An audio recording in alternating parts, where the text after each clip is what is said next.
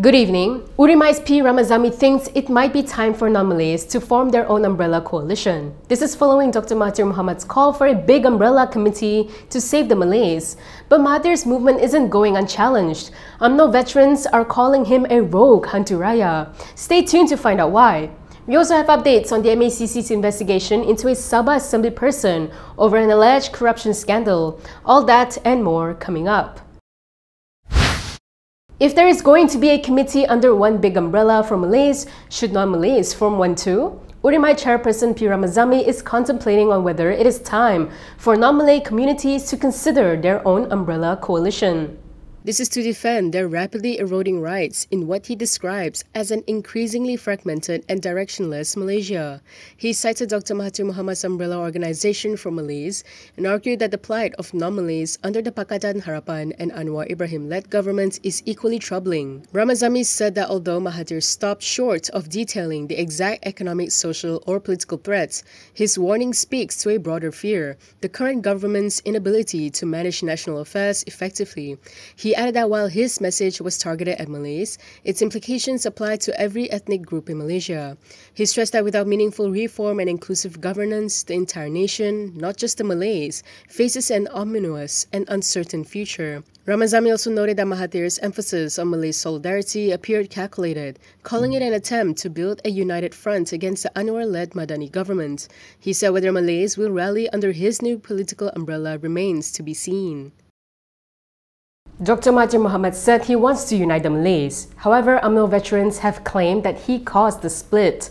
The UMNO Veterans Club slammed Mahathir's latest movement and told him to stop playing the role of a rogue hantu raya. In a statement, its Secretary General Mustafa Yaakob told the former Premier that UMNO members would not be deceived by the formation of a so-called Malay Secretariat Committee. He said it was Mahathir himself who divided the Malays in UMNO by leaving the party and forming Bersatu. He added that now Mahathir wants to talk about uniting the Malays and is inviting UMNO members to join him. Mustafa claimed that Mahathir's grudge against UMNO leaders has driven him to want to destroy the very party that once made him Prime Minister for decades. He also accused Mahathir of forgetting his roots and the role UMNO played in his rise, saying that without UMNO, he would have remained just a doctor. Mustafa stressed that UMNO's umbrella is big enough to shelter its members and they do not need one crafted by him. The Malaysian Anti-Corruption Commission has wrapped up its investigation into a viral video allegedly exposing a corruption scandal involving a Sabah State Assembly person. A source told Bernama that the investigation paper was handed over to the prosecution 2 weeks ago. According to the source, there is a possibility that prosecutions will be carried out against several individuals soon. When contacted by Bernama, MACC Chief Commissioner Azam Baki also confirmed the development, adding that there may be further prosecutions against several other individuals. Recently, several video recordings have gone viral, allegedly showing conversations related to corruption between certain individuals and several Sabah lawmakers. This is over the issue of mineral licensing in the state. The MACC previously announced it had opened investigation papers regarding the matter and that its probe included digital forensic analysis of the evidence. Still on the MACC, is the anti-graft agency playing musical chairs with the law? This was the question posed by Naima Abdul Khalid's lawyers in response to the seizure of Ilham Tower for a second time. In a statement, Rajesh Nagarajan and Sachpreetraj Singh Sohanpal described the move as the most ridiculous action yet taken by the MACC. They argued that the property had already been seized once before and questioned the legality and motive behind its second confiscation. The lawyers reiterated that despite repeated allegations against Naima's husband, Daim Zainuddin, no offence of corruption has been brought against him.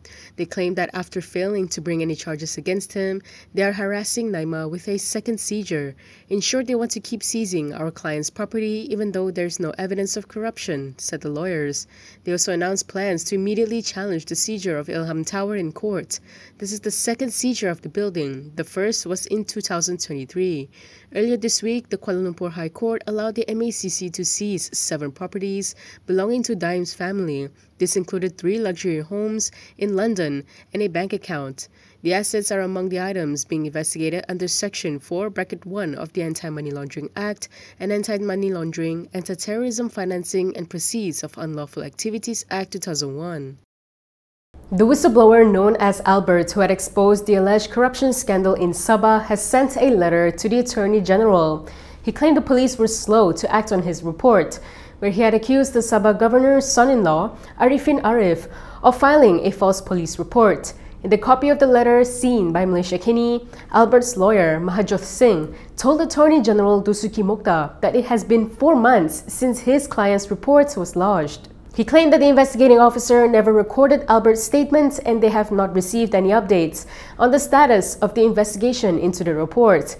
He alleged that the police's failure to carry out their duties raises serious questions about their transparency, integrity, and effectiveness in investigating the police report. Mahajjoth called on the AG to direct the relevant district police officer to provide a detailed investigation status immediately.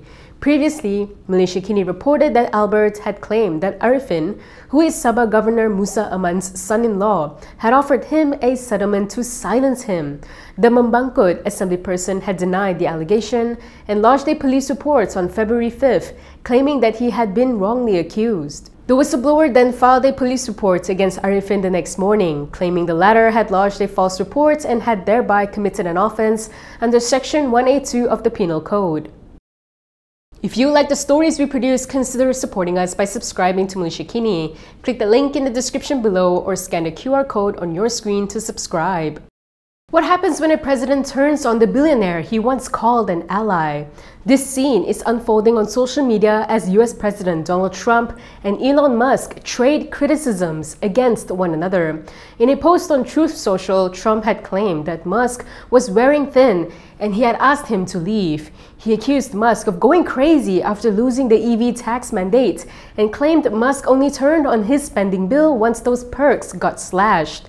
The EV mandate refers to a long-standing one-time tax credit for those who purchase electric vehicles. Trump also hinted at a possibility of pulling the plug on government deals with Musk by terminating his governmental subsidies and contracts. Musk wasn't having it and hit back at Trump, saying he never saw the bill and it sneaked through Congress overnight.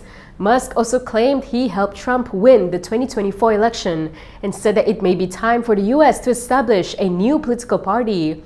The posts are some of the latest in the dispute between the once close political allies. Musk had previously criticized Trump's spending bill, saying that it would add trillions to US budget deficits over the next decade.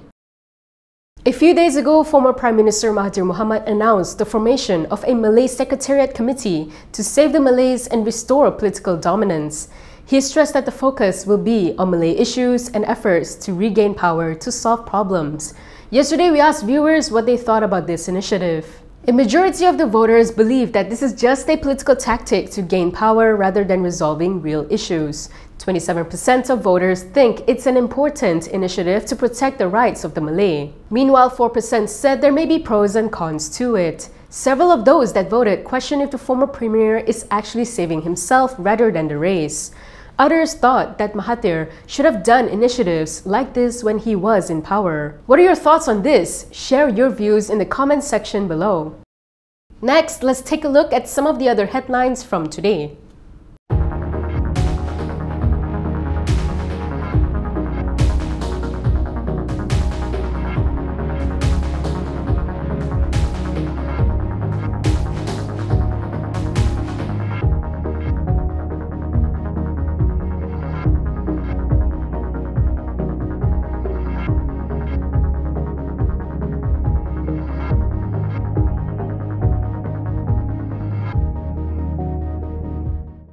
That is all from me today. For more stories, you can go to kinitv.com. You can also follow us on Instagram, X, YouTube, and Facebook for the latest news updates.